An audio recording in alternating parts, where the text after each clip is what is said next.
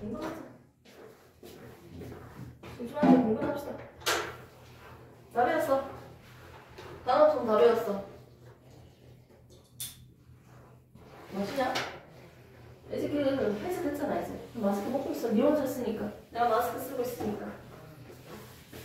선생님 영상 올라가니까 얼굴 보고 하기 위해서 마스크를 벗을 수가 없고요. 자, 한번 봅시다.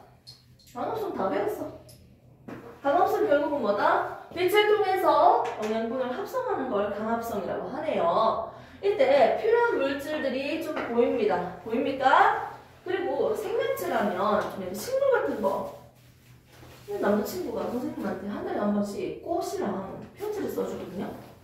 근데 하루는 화분을 사왔어. 화분 이래가지고 뭐 하트 모양으로 생긴 거 이런 거 사왔어요. 이렇게 두 개 뒤에 꽂혀져 있고. 선인장도 아니고 약간 뭐라고 해야 돼? 다육식물처럼 되어 있는 거. 근데 너무 추우니까, 날씨가 추우니까 뒤에 있는 녀석이 썩어서 죽었어요. 얼어가지고. 선생님을 죽이지. 아, 내가 죽인 거 아니야. 아니야. 근데 앞에 내가 살았어요. 간신히 살았어. 살았는데 이렇게 식물들은요 추위에 약해요. 그것도 그렇고. 그러니까 얘들이 살아가는데 적정한 온도가 있다는 거지. 그리고 농사를 짓는데 비닐하우스 본 적 있어요? 비닐하우스에서 왜 굳이 키우겠어요? 유지. 그렇지. 그 지구가 대기가 있으니까 따뜻한 온도로 유지할 수 있는 거잖아. 맞지? 이렇게 우리는 적정 온도가 필요해요. 생명체가 살아가기 위해서. 그러면 한번 조건을 세 가지를 한번 볼게요. 우리가 고려해야 될 조건들은요. 온도. 그리고 강합성을 하기 위해서 뭐가 필요해? 빛이 필요하지. 어떻게? 완전 어떻게?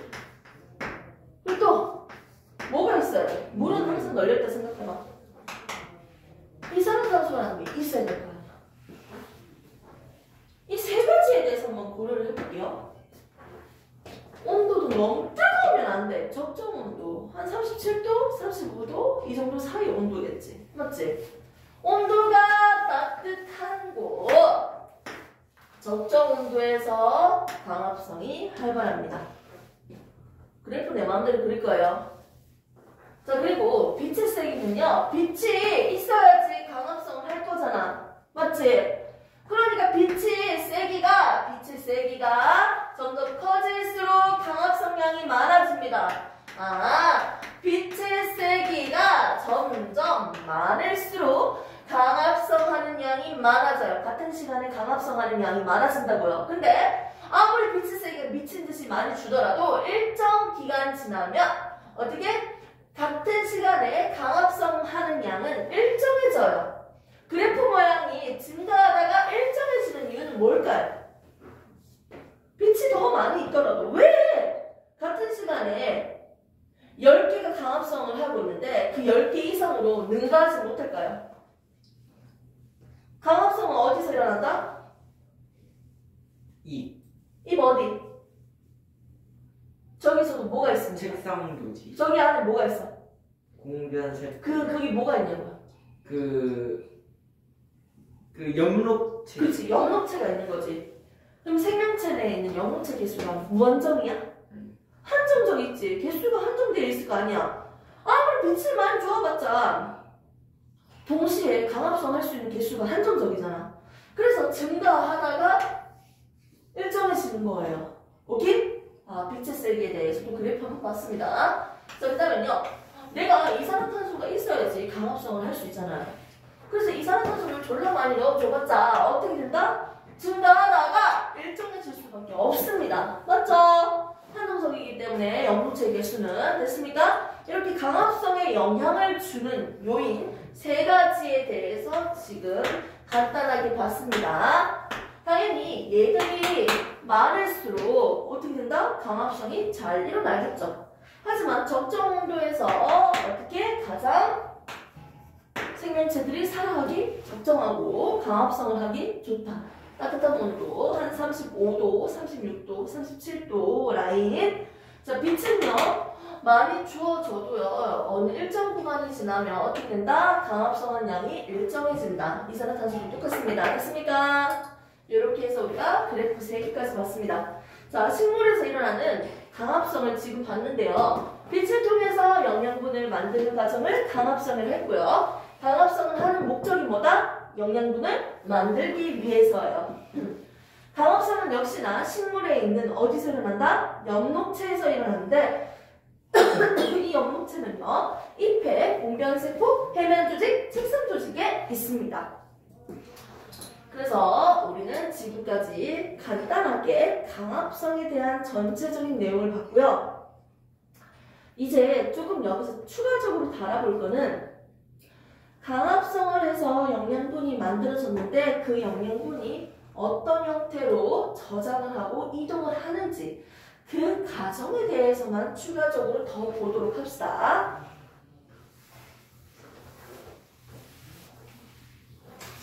낮에는 햇빛이 있습니다. 밤에는 형광등이 있습니다. 그럼 좀 더 빛이 주어지는 여건이 좋아질수록 요즘에 겨울에도 재배할 수 있잖아, 상품을. 맞지? 그럼 낮이나 밤 상관없이 할 수 있어요. 하지만 기본적으로 낮에는 햇빛이 있습니다.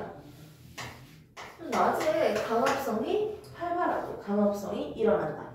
밤에는 강합성이 일어나지 않는다. 라는 전제하에서 한번 생각을 해볼게요.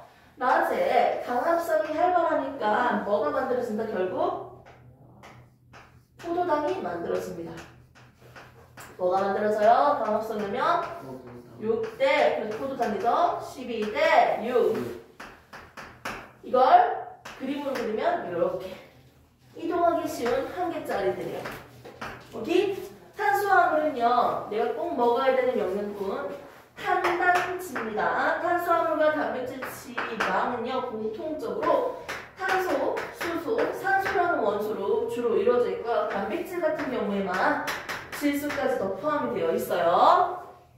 자, 여기서 다시 볼게요. 이 탄수화물은요. 이 얘들의 모양에 따라서 3가지로 나눌 수 있습니다. 이동하기가 쉬운 아이들을요. 우리는 단당류라고 해요. 글씨 너무 귀여워요. 자, 이런 한 개짜리들, 이동하기 쉬운 한 개짜리가 2개가 묶여져 있어. 이걸 우리는 뭐라고 한다? 이당류라고 해요. 이당류. 이게 너무 글씨 너무 귀여운데? 류? 자, 얘들이 졸라 많이 연결돼 있어. 커. 이거 뭐다? 다당류라고 합니다. 됐습니까? 이 하나를 우리는 뭐라고 했다? 포도당이라고요. 한 개짜리의 종류는 뭐가 있다? 포도당이라는 친구도 있고요. 가당이라는 친구도 있고요. 갈라토스라는 친구도 있습니다. 나중에 나오겠지만 리보스라는 친구도 있긴 있습니다. 아무튼 여러 아이들이 있는데 내가 얘기했던 이 포도당은 이동하기 편한 한 개짜리예요. 있습니까? 애들이 강합성을 하면 뭐가 만들어진다? 낮에 햇빛이 있으니까 강합성을 할 거잖아. 그럼 뭐가 만들어졌다? 이렇게 이동하기가 쉬운 포도당이 만들어졌습니다. 그러면 만들어지자마자 만들어지자마자 무슨 일이 발생한다? 얘들은 묶어. 2개짜리도 아니고 좀 많잖아. 이걸 우리는 녹말이라고 해요. 녹말 형태로 어떻게 저장을 해놔요. 어디에? 잎에 그대로. 낮에는 강합성에서 포도당 만들어지면 그냥 바로 녹말 형태로 잎에 그냥 저장을 해놔. 그리고 해가 지고 나면 이제 해가 졌어. 그러면 이거를 이렇게 끊어. 2개짜리로. 이당류로요. 이당류.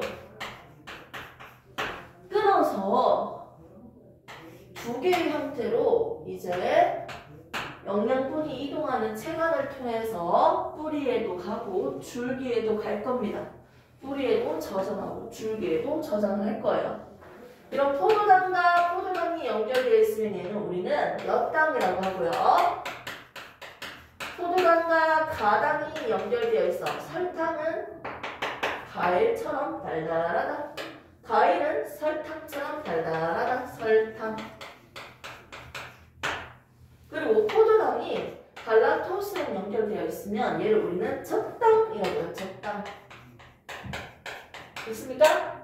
이 설탕이라는 용어를 지금 쓰겠습니다. 낮에 강합성을 하면 바로 뭐가 만들어져? 포도당이 만들어지는데 이걸 뭐로 바꿉니까? 녹말 형태로 얘들 묶어가지고 잎에 그대로 저장시켰다가 해가 지고 나면 저녁에 바로 이 얘를 끊어줄 거예요. 녹말 연결 결합을 끊어서요. 2개짜리로 만듭니다. 이당류. 즉 설탕 모양으로 만들어서 인마가 이제 이동할 겁니다. 누구를 통해? 체간을 통해서. 영양분이 이동하는 통로는 체간입니다. 물이 이동하는 통로는 물간입니다. 체간을 통해서 영양분이 이동을 해서 뿌리나 줄기나 등등으로 전달되겠죠. 오케이? 영양분이 만들어지고 이동하는 과정에 대해서 간단하게 봤는데요. 자, 여기에서 뿌리를 먹는 건 고구마일까요? 감자일까요? 내가 감자를 먹었어. 이건 뿌리를 먹는 거야? 줄기를 먹는 거야? 뿌리. 줄기를 먹는 거야. 내가 고구마를 먹었어. 뿌리. 뿌리를 먹은 거예요. 그 고구마는 영양분을 어디에다 저장했다? 주로 뿌리에다 저장해둔 거예요. 그래서 고구마 이거 먹는 거지. 됐습니까? 그리고 감자를 먹는다는 건 줄기를 먹는다는 거예요. 감자는 영양분을 주로 어디에 저장한 거야? 줄기에 저장한 거야. 그래서 우리 줄기 먹는 동글동글하게 생긴 줄기야. 됐습니까? 이렇게 해서 우리가 영양분 만든 것들이 어떻게 각각의 저장 형태로 가서요. 우리가 먹고 있는 거죠. 오케이? 그래서 학교 이제 보너스 문제로 뿌리, 줄기 해서 얘들이 포도당이다, 뭐다 이런 식으로 해서 낼 거예요. 예외적인 거니까 우선 갖다 버리고 우리는 먼저 강합성에 대해서만 먼저 봤습니다. 됐습니까? 영양분을 만드는 과정을 강합성을 했고요. 낮에 강합성을 통해서 영양분이 만들어지면 녹말로 저장했다가 저녁이 되면 해가 지고 나면 이당류인 설탕의 형태로 이동합니다. 얘들은 이동하기가 너무 쉽기 때문에 묶어서 저장을 해두고요. 밤이 되면 이동이 쉬우라고 끊어서 이동을 시켜주는 거예요. 됐습니까? 이렇게 해서 영양분이 만들어지고 이동하는 경로에 대해서 봤어요. 오케이? 지시학 색깔을 우선 넘기겠습니다. 자, 넘기시면요. 자, 134페이지.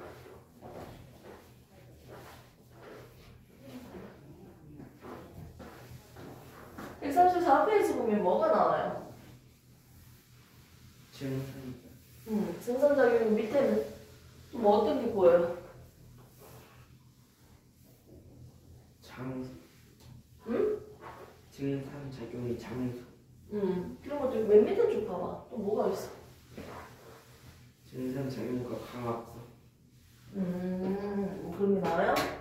좋습니다. 그래서 우리는 지금까지 강합성에 대해서 배웠습니다. 강합성을 배우면서 이제 한 가지 더 추가적으로 나오는 게 증상작용. 증상작용을 하면서 우리가 추가적으로 원래 배워야 되는 개념은 상투현상이에요. 알아요. 우리가 이걸 배워야 돼. 관련되어 있거든. 자, 한번 보도록 할게요. 자, 강합성은 영양분을 만들기 위한 과정이었습니다. 빛을 통해서 합성하는 걸 강합성을 했어요. 정말 고마운 게 이산화탄소 처먹처먹, 물 처먹처먹하고 어떻게 뭘 만든다? 빛이라는 에너지원을 이용해서 우리가 영양분을 만들어냈어요. 그리고 부가적으로 산소까지도 내보냈어요. 개수비는 안 맞추겠습니다. 간단하게만 적으려고. 그러면 이 과정에서 생명체들이 살아가는데 잎의 뒷면을 보면 뭐가 있다 했어요? 공변세포 2개로 이루어져 있는 구멍이 있어요. 즉 기공이 있다고요. 기체들이 들락들락, 수증기가 들락들락 할 수 있는 구멍이에요. 자, 이 상태에서 생명체 내에 있는 물은 그죠? 생명체 내는 물이요. 기체인 수증기 형태로 변하여 바깥으로 날아가는 현상을 우리는 증산작용이라고 합니다. 체내에 있던 물이 어떻게 기체 형태로 날아가는 현상을 증산작용이라 할 건데, 이렇게 증산작용이 일어나는 과정에 대해서 조금 더 본다면요. 우선 수증기가 날아가기 위해서는요, 기공이 열려 있어야 될까요? 닫혀 있어야 될까요?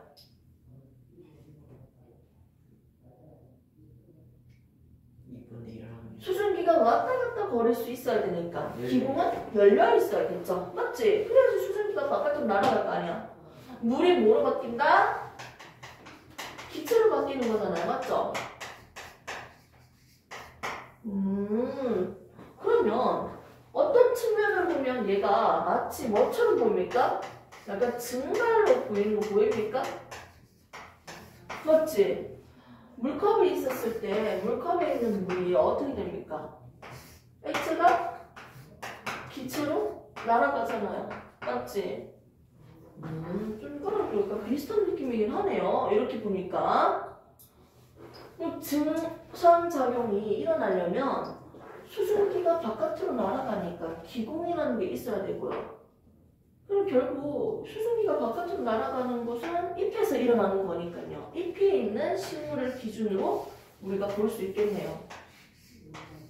싹덩이 식물들도 있고 외덩이 식물들도 있겠는데, 이런 식물 자체에 잎이 있어야 돼요. 잎에 있는 식물로 우리가 실험을 해볼 겁니다.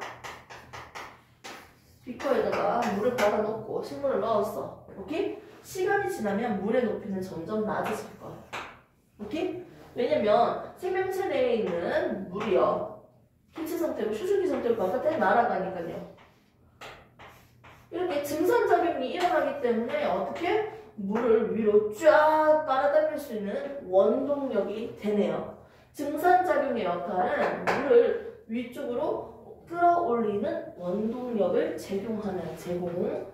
근데 이 상태에서 결국 물이 수증기로 바뀌려면요, 빨래에 넣었을 때 빨래에 있는 물이 뭐로 바뀌는 거야? 수증기 기체로 빠져나가야지. 수증기인데 승중기다. 빠져나가야지 어떻게 빨래가 마르잖아요. 그렇게 즉 빨래가 잘 마르는 조건과 증산작용이 활발한 조건이 똑같다고 보면 돼요. 건조할수록 더 물이 기체로 빠져나가요. 증산작용은 똑같아요. 건조할수록, 상대 습도가 낮을수록, 습한지, 어느 정도 습한지를 나타내는 게 습도인데요. 습할수록 70%, 80%예요. 습도가 낮을수록 건조하다는 거예요. 건조할수록 빨래가 잘 마릅니다. 기체로 잘 바뀐다고요. 자, 습도가 낮아야 되고요. 빨래가 잘 마르려면요, 바람이 강해야 됩니다. 그리고 햇빛은 어떻게 됩니까? 더 강해야죠. 햇빛이 있어야지 더 빨래가 잘 마르겠죠. 오케이? 이렇게 건조하면서 바람은 세고 온도도 높고요. 즉 빛이 더 셀 때 빨래는 잘 말라요. 즉 증산작용이 활발하게 일어날 수가 있습니다. 이 조건에서 우리가 여기다가 만일 봉투를 위에다가 비닐로 씌웠어. 그러면 여기 생명체 내에서 생물체 내에 있는 수분이 어떻게 기체 상태로, 수증기 상태로 이렇게 날아갈 거 아니야. 초반에는 날아가면 이 공간 안에 있는 습도가 점점 습해져요. 습해지기 때문에 증산작용의 양이 점점 줄어들겠네요. 오케이? 자, 그래서 이렇게 주변에 습도를 올려주는 상태나 아니 그냥 평상시 상태랑 비교를 한다면 당연히 물의 수면의 높이 차이는 당연히 얘가 더 높이 변화가 더 큽니다. 증산작용이 더 활발하게 일어날 수 있거든요. 증산작용 초반에는 속도가 비슷해 보이는데 나중에 습도가 더 높아지기 때문에 증발하기가 힘들어요. 증산작용이 힘들다고요. 빨래도 너무 비 오는 날 너무 습하면요, 빨래 잘 안 말라요. 건조해야 된다고요. 습하면 안 된다고요. 됐습니까? 그래서 똑같은 생명체고 똑같은 이파리가 있고 똑같은 물의 양으로 담아 주었다고 하더라도 누구의 물 높이가 더 많이 내려간다? 얘가 훨씬 더 많이 내려갑니다. 더 많이 물이 증발됐기 때문입니다. 증산됐기 때문입니다. 그러면 극단적으로 여기 있는 이파리 다 뗐어. 다 뗐을 때는요, 뭐 그 중산작용이 거의 일어나지도 않네요. 얘 1번, 2번, 3번 중에서 증산작용이 가장 활발한 건 누구다? 2번입니다. 그래서 물이 가장 많이 낮아지겠죠. 됐습니까? 이렇게 해서 우리는 증산작용은 생명체 내에 있던 물이 어떻게 수증기 형태로 바깥으로 날아가는 현상을 증산작용을 하고 증산작용이 활발한 조건은 빨래가 잘 마르는 조건이다 라고 볼 수 있습니다. 이렇게 증산작용이 일어나기 위해서는요, 기공이 주로 열려있는 낮에 일어나는데요. 왜 기공이 낮에 열려있는지 그 원리까지도 한번 보도록 합시다. 우리는 기공이 뭐가 있다고 했어요? 엽록체가 있었어요. 엽록체. 엽록체가 존재한다고 했는데요. 낮에 뭐가 활발해요? 강합성이 활발해서요. 공변세포에서 뭐가 일어난다? 강합성을 하면요. 여기 포도당이 만들어져. 원래보다는 좀 싱거웠는데 되게 짜지겠지. 농도가 높아지겠지. 농도가 높아지면 주변에 있는 물을 빨아당겨요. 빨아당기면 얘가 빵빵해져서 기공이 열려요. 빵빵하지 않을 때는요, 거의 기공이 닫혀있다고 생각하면 되겠지. 좀 약간 극단적으로 얘기하면 맞지? 닫혀있다고 생각하면 돼요. 빵빵하지 않을 때는요, 풍선 길게 대충 불어가지고 묶어봐봐. 이 정도야. 근데 되게 빵빵하게 묶어서 묶어봐봐. 빵빵하게 불어서 두 개를 길쭉한 풍선을 묶으면요, 공간이 빌 거예요. 아니 평상시 말고 이게 강합성을 하는 낮에는요, 강합성을 해서 포도당이 많이 만들어지다 보니까 농도가 높아서 물이 흡수될 거예요. 그러면 얘가 빵빵해지니까 기공이 열려요. 아, 낮에 강합성이 활발하니까 포도당이 만들어진다. 맞지? 그 농도가 높아지니까 어떻게? 물을 흡수해서 빵빵해져서 기공이 열리네요. 선생님, 저는 아직 이해가 안 가는데요. 왜? 내가 삼투에서 정확하게 설명 안 했거든요. 삼투난상. 알죠. 알지. 학교에서. 자, 농도가 다릅니다. 농도가 다른데 반투화성망을 넣고 왼쪽에는요 설탕물이고 왼쪽은 그냥 오른쪽은 맹물이에요.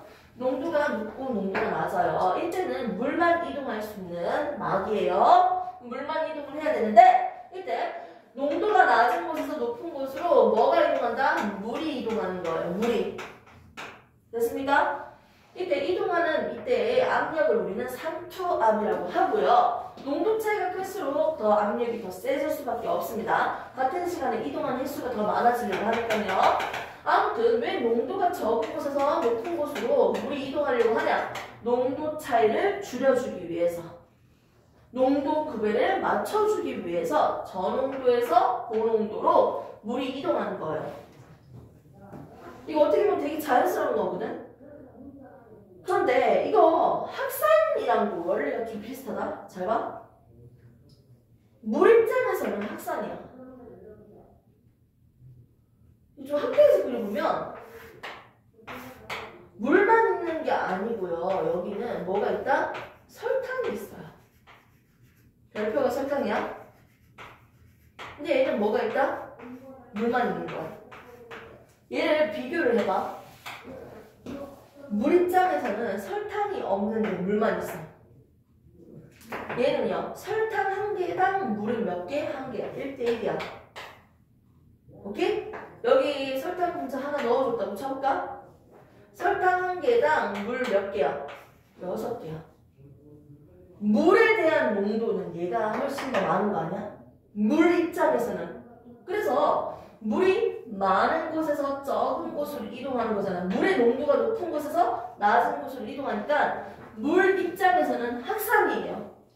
많은 곳에서 적은 곳으로 이동하는 에너지가 필요 없는 반응인 거지.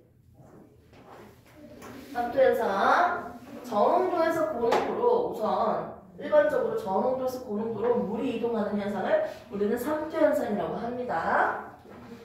그래서 농도 구배를 맞춰줄 거예요. 식물에다가 오줌을 싸면요, 식물이 뒤져요. 말라서. 그 이유는 뭘까요? 식물에 있는 어머 싱겁다 짜다 농도보다 이 오줌의 농도가 졸라 짜거든요. 그러면 농도가 싱거운 곳에서 고농도로, 저농도에서 고농도로 물이 빠져나가요.